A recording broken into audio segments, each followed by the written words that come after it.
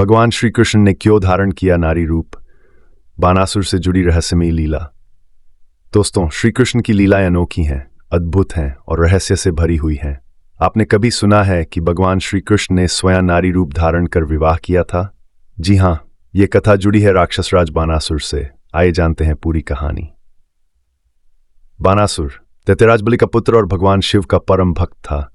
उसके पास अपार शक्ति और हजारों भुजाएं थीं, लेकिन शक्ति के साथ साथ उसमें अभिमान भी बढ़ गया।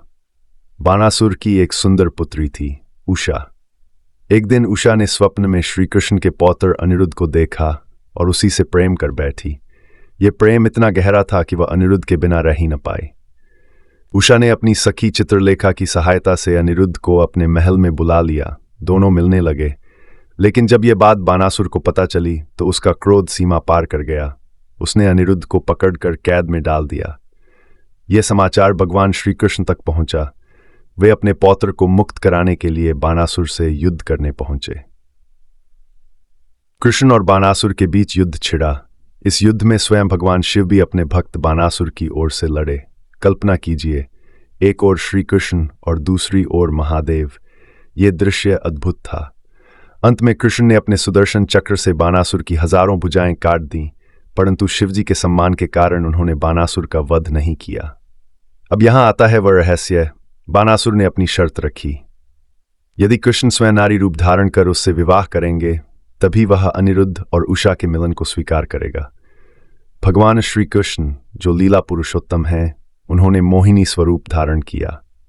अद्भुत सौंदर्य वाली उस नारी को देखकर बानासुर स्वयं मोहित हो गया और विवाह के लिए राजी हो गया। इस प्रकार बानासुर की शर्त भी पूरी हुई और अनिरुद्ध उषा का विवाह भी संपन्न हो गया।